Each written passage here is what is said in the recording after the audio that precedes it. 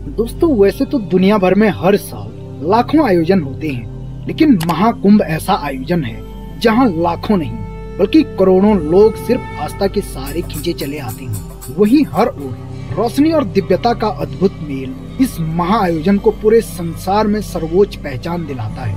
ये महाआयोजन इतना भव्य होता है कि इसे अंतरिक्ष से भी देखा जा सकता है।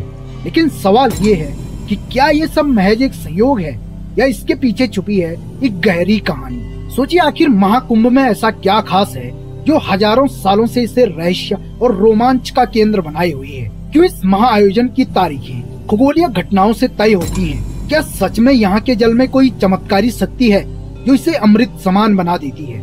आखिर वो कौन सी अनदेखी ताकतें हैं जो यहाँ घटने वाली हर घटना को अलौकिक बना देती है? आपको बता दें, कुंभ में हजारों लोग खो जाते हैं, लेकिन ऐसा क्या रहस्य है जो खोए हुए लोग अपने आप मिल जाते हैं? आखिर इसके पीछे क्या कारण है?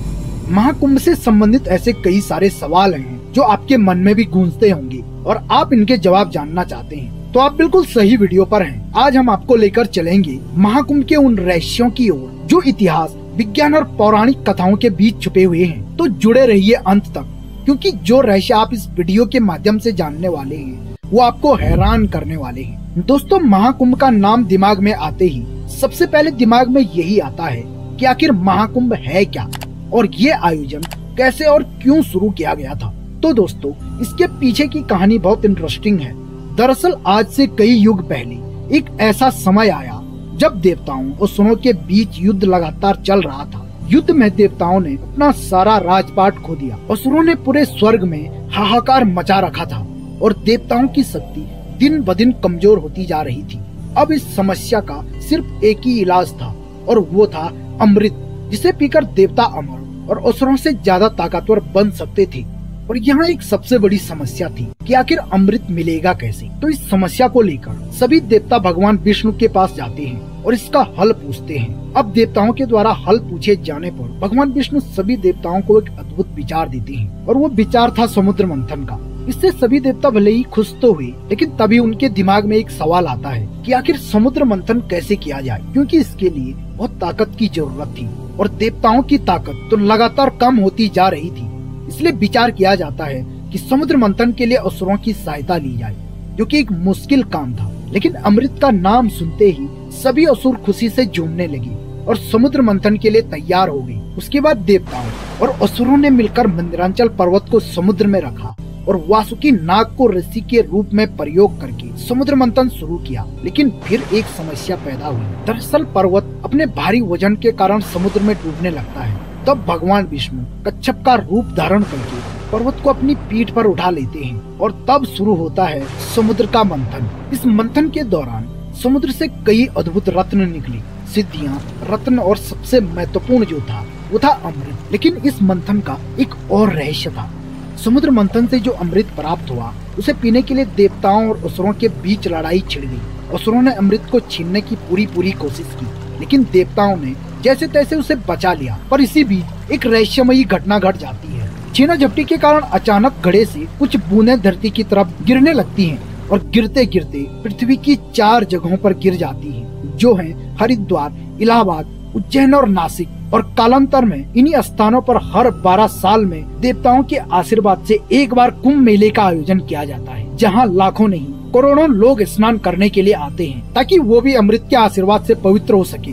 लेकिन सवाल ये है कि क्या ये सिर्फ एक पौराणिक कथा है या इसके पीछे कुछ वैज्ञानिक आधार भी है? क्या इस आयोजन में आस्था से परे कोई अलौकिक शक्ति छुपी हुई है? हालांकि ये तो सभी जानते हैं कि कुंभ का आयोजन हर 12 साल में सिर्फ एक बार होता है, लेकिन इसके पीछे केवल पौराणिक कथाएं नहीं बल्कि ज्योतिष, खगोल शास्त्र और धार्मिक मान्यताओं का एक अद्भुत संगम है। इस आयोजन की मुख्य वजह ग्रहों की स्थिति है। दरअसल हिंदू धर्म के अनुसार ये माना जाता है कि जब बृहस्पति ग्रह 12 साल में एक बार अपनी कक्षा में सभी राशियों की परिक्रमा पूरी करता है और जब सूर्य, चंद्रमा और बृहस्पति एक विशेष स्थिति में आते हैं, तभी हिंदुस्तान के 4 पवित्र स्थानों हरिद्वार, प्रयागराज, उज्जैन और नासिक में कुंभ मेले का आयोजन किया जाता है। और इसे अगर वैज्ञानिक दृष्टि से भी देखें तो इन ग्रह नक्षत्रों की स्थिति से गंगा और यमुना के जल में औषधीय गुण कई गुना तक बढ़ जाते हैं और तमाम शोध बताते हैं कि कुंभ के दौरान इन नदियों का पानी बैक्टीरिया और विषैले तत्वों को नष्ट करने की क्षमता हासिल कर लेता है और यही संयोग नदियों के जल को दिव्य और अमृतमय बनाता है। पौराणिक कथा के अनुसार समुद्र मंथन के दौरान अमृत कलश से अमृत की बूंदें इन 4 स्थानों पर गिरी थी, इसलिए इन स्थानों को पवित्र माना जाता है और ऐसी मान्यता है कि हर 12 साल में यहाँ स्नान करने से मोक्ष प्राप्त होता है। और साथ ही धार्मिक मान्यता और खगोलीय घटनाओं का ये अद्भुत तालमेल कुंभ मेले को 12 साल में एक बार आयोजित करने का आधार माना जाता है। तो क्या ये केवल खगोलीय प्रभाव है या प्राचीन ऋषियों की कोई गूढ़ विद्या जिसे आज भी विज्ञान पूरी तरह से समझ नहीं पाया? लेकिन यहाँ एक और प्रश्न उठता है, क्या ये ग्रह नक्षत्रों की स्थिति मात्र एक संयोग है या फिर इसके पीछे कोई अनदेखी ऊर्जा कार्य कर रही है? क्योंकि महाकुंभ का इतिहास भी उतना ही अद्भुत है जितना इसका आयोजन। शाही स्नान जिसमें साधु संत और अखाड़ी विशाल शोभा यात्रा के साथ आते हैं, इसका एक अलग ही रोमांच है। लेकिन क्या आपको पता है कि प्राचीन समय में कुंभ केवल एक धार्मिक आयोजन नहीं था, ये एक ऐसा मंच था जहाँ बड़े बड़े संत, राजाओं और समाज के बुद्धिजीवियों के बीच गूढ़ चर्चाएं होती थी। और इतना ही नहीं, कुंभ के मेले में चमत्कारिक घटनाएं आज भी देखने को मिलती हैं। दरअसल यहाँ खोए हुए लोग अक्सर खुद ब खुद मिल जाते हैं। क्या ये महज एक संयोग है या कोई दैवी शक्ति यहाँ काम कर रही है? सोचने वाली बात तो ये है कि क्या महाकुंभ केवल एक मेला है या ये एक अलौकिक कड़ी है जो इंसानों को किसी अनदेखी शक्ति से जोड़ती है? महाकुंभ से जुड़ी ऐसी कई सारी बातें हैं जो आज भी वैज्ञानिक और शोधकर्ताओं के लिए रहस्य बनी हुई है। जैसे आखिर इतने सारे लोग यहाँ कैसे खींचे चले आते हैं, भले ही उन्हें घंटों की यात्रा क्यों न करनी पड़ी? क्या सच में यहाँ का पानी अमृत समान है जो आत्मा को शुद्ध कर देता है? और वो कौन सी ऊर्जा है जो करोड़ों लोगों को एक जगह जोड़ देती है?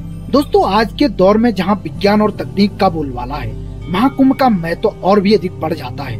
ये आयोजन न केवल आध्यात्मिक है बल्कि ये पर्यावरण, सांस्कृतिक धरोहर और मानवता का सबसे बड़ा उत्सव भी है। प्रशासन की मेहनत, लाखों लोगों का अनुशासन और इस मेले की भव्यता देखकर लगता है जैसे ये आयोजन इंसान की क्षमता और आस्था का सबसे बड़ा प्रमाण है।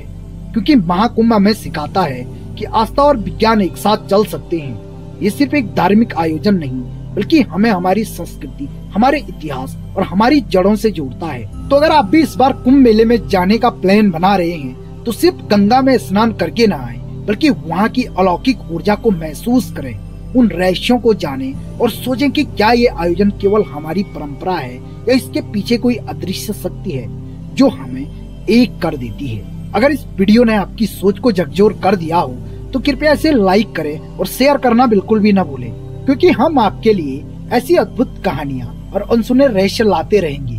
तो मिलते हैं किसी अन्य वीडियो में और तब तक के लिए आप सभी को महाकुंभ 2025 की हार्दिक शुभकामनाएं।